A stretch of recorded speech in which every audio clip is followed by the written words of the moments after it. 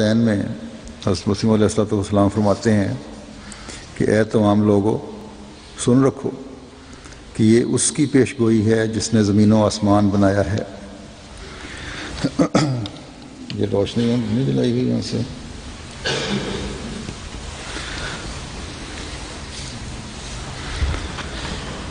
یہ فرمایا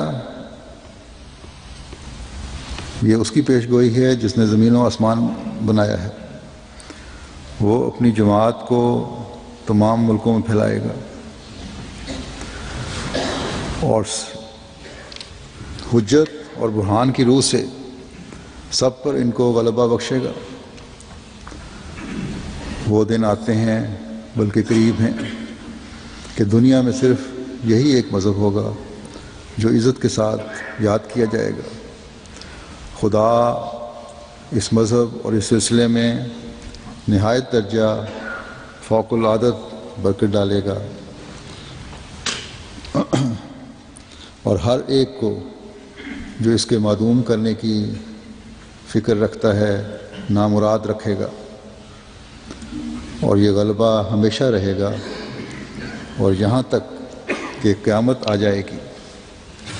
بس یہ ہے یقین جو آپ جس کا اظہار آپ نے کیا ہے اور اس یقین پر آپ قائم تھے. یہ یقین اس لیے ہے کہ جب خدا تعالیٰ نے کہہ دیا کہ میں یہ کروں گا تو اس میں کوئی شک نہیں کہ وہ ضرور کرے گا.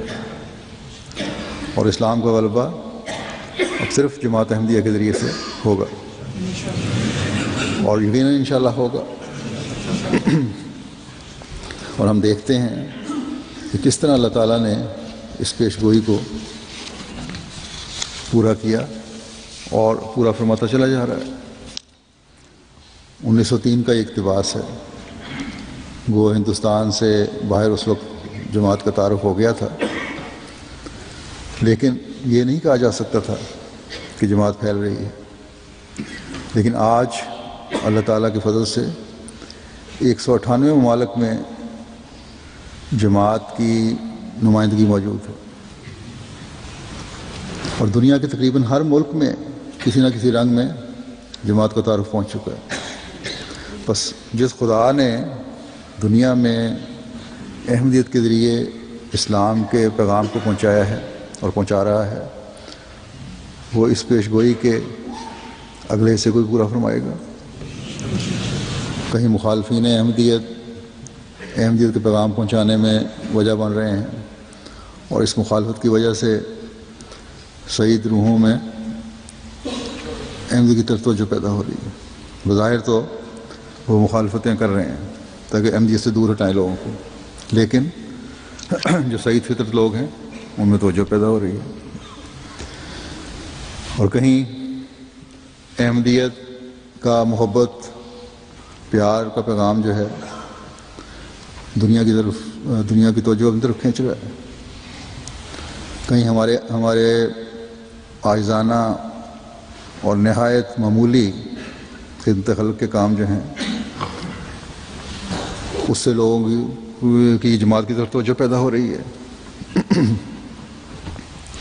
اور کہیں اللہ تعالیٰ رویا و کشوف کے ذریعے لوگوں کو احمدیت سے متعارف کروا رہا ہے اور حضرت مسیح موعود علیہ السلام کو دنیا پہچان رہی ہے. پھر جو دلائل جماعت کے پاس ہیں جو براہ راست اللہ تعالیٰ سے اطلاع پا کر حضرت مسیح موعود علیہ السلام نے ہمیں سکھائے ہیں یہ دلائل اور براہین جب MTA کے ذریعے سے دنیا دیکھتی ہے تو ان کی توجہ ہوتی ہے. دشمنان احمدیت بھرپور کوشش کرتے ہیں کہ لوگ MTA نہ دیکھیں. بلا استثناء آج کل ہر اسلامی ملک میں مولوی اور نام نہاد علماء جو ہیں لوگوں کو یہ کہتے ہیں کہ MTA نہ دیکھو اس سے تمہارے ایمان پر زیادہ آئے گی تم ان کے کفر اور دجل سے نعوذ باللہ متاثر ہو جاؤ گے. لیکن جن پر حق کھل گیا ہے وہ کہتے ہیں کہ اگر یہ غلط ہیں تو دلیل سے ان کو رد کرو زبردستی منع کرنے کا مطلب ہی یہ ہے کہ تمہارے پاس دلیل نہیں ہے، اور اسلامی تعلیم ایسی نہیں کہ جو بغیر عقل اور دلیل کے بات کرے۔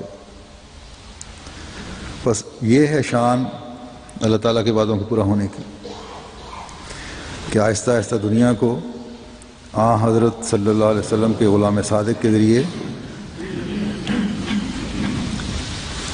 اللہ تعالیٰ حضرت صلی اللہ علیہ وسلم کے قدموں تلے لا رہا ہے، توحید پر قائم کر رہا ہے۔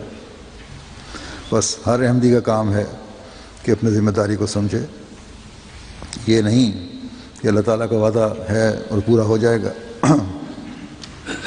ہمیں کیا ضرورت ہے؟ جتنا بڑا وعدہ ہے، جتنی بڑی خوشخبریاں ہیں، ان میں حصہ دار بننے کے لیے ہماری بھی اتنی بڑی ذمہ داریاں ہیں۔ حقوق اللہ کی ادائیگی میں ہمیں خالص ہو کر کوشش کرتے ہوئے حصہ لینا ہے۔ حقوق العباد کی ادائیگی میں ہمیں تمام نفسانی خواہشات اور ترجیحات سے بچتے ہوئے حصہ لینا ہے۔ دعوت اللہ کے لیے ہم نے اپنی طاقتوں، اپنے علم، اپنی کوششوں کو استعمال کرتے ہوئے زیادہ سے زیادہ حصہ لینا ہے، تبھی ہم اس عظیم مہم اور اس کی عظیم برکات سے فائدہ اٹھانے والے بن سکیں گے۔ حضرت مسیح موعود علیہ الصلوۃ والسلام کو اللہ تعالیٰ ایک جگہ خوشخبری دیتے ہوئے فرماتا ہے کہ لا تیأسوا من خزائن رحمت ربی انا اعطیناک الکوثر، کہ اللہ کی رحمت کے خزانوں سے نا امید مت ہو، ہم نے تجھے خیر کثیر دیا ہے۔ بس مسلمانوں کی حالت پر یا اسلام کی حالت پر جو حضرت مسیح موعود علیہ السلام کو بے چینی تھی، اس کو دور فرماتے ہوئے یہ تسلی دی کہ اللہ تعالیٰ کی رحمت کے خزانوں سے نا امید مت ہو، ہم نے خیر کثیر تجھے دے دیا ہے، تیرے مقدر کر دیا ہے۔ جو خیر کثیر حضرت صلی اللہ علیہ وسلم کو ملا تھا، وہ آخرین کو بھی تیرے ذریعے سے مل رہا ہے اور ملے گا۔ حضرت صلی اللہ علیہ وسلم کے فیض کا چشمہ اب پھر تیرے ذریعے سے جاری ہو گیا، بس خوش ہو اور خوشی سے اچھلو کہ اللہ تعالیٰ کی رحمت کے خزانوں نے پھر ایک نئی شان سے دروازے کھول دیے ہیں، ان کے دروازے کھول دیے گئے ہیں، اور جو ان دروازوں سے خزانے کے حصول کے لیے داخل ہوں گے وہ اپنے آپ کو مالا مال کر لیں گے۔ آج کل مسلمانوں میں جو بے چینی ہے اور دین کی مدد کا بعض میں احساس بھی ہے، بعض سنجیدہ بھی ہیں، لیکن رہنمائی نہیں، لیکن راستہ نظر نہیں آتا ان کو، اور پھر مایوسی چھا جاتی ہے، اور پھر یہ مایوسی بے چینی میں مزید اضافہ کرتے ہوئے غلط طریق پر چلاتی ہے۔ تو ان کو سمجھنا چاہیے ایسے لوگوں کو، اور جو ہمارے جن کے جو ان تک پیغام پہنچا سکتے ہیں ان کو پہنچانا چاہیے کہ یہ کوثر کا چشمہ اللہ تعالیٰ نے اپنے فرستادے، اپنے محبوب کے عاشق اور عاشق صادق، جسے اس عشق کی وجہ سے امتی نبی ہونے کا مقام ملا ہے، اس کے ذریعے سے پھر جاری فرما دیا ہے۔ بس اگر مایوسی کو ختم کرنا ہے تو اس مسیح و مہدی کی آغوش میں آ کر اس سے جڑ کر اپنی اس مایوسی کو ختم کرو، کیونکہ یہی وہ اللہ تعالیٰ کا تائید یافتہ ہے جس کا تم انتظار کر رہے ہو۔ غور کرو اور دیکھو کہ تمام طاقتیں حضرت مسیح موعود علیہ السلام کی آواز کو دبانے اور ختم کرنے کے لیے متحد ہو گئیں۔ گزشتہ 100 سال سے زیادہ عرصے سے متحد ہیں، لیکن کیا اس آواز کو خاموش کیا جا سکا؟ جیسا کہ میں نے پہلے بتایا ہے کہ یہ آواز دنیا کے کونے کونے میں پھیل رہی ہے اور بڑی شان کے ساتھ دنیا میں گونج رہی ہے، اور انشاءاللہ تعالیٰ گونجتی چلی جائے گی۔ حضرت مسیح موعود علیہ السلام اپنے حق میں زلزلوں کے نشان کا ذکر کرتے ہوئے ایک جگہ فرماتے ہیں کہ یاد رہے کہ ان نشانوں کے بعد بھی بس نہیں ہے، بلکہ کئی نشانات ایک دوسرے کے بعد ظاہر ہوتے رہیں گے، یہاں تک کہ انسان کی آنکھ کھلے گی اور حیرت زدہ ہو کر کہے گا کہ کیا ہوا چاہتا ہے۔ ہر ایک دن سخت اور پہلے سے بدتر آئے گا۔ خدا فرماتا ہے کہ میں حیرت ناک کام دکھلاؤں گا اور بس نہیں کروں گا جب تک کہ لوگ اپنے دل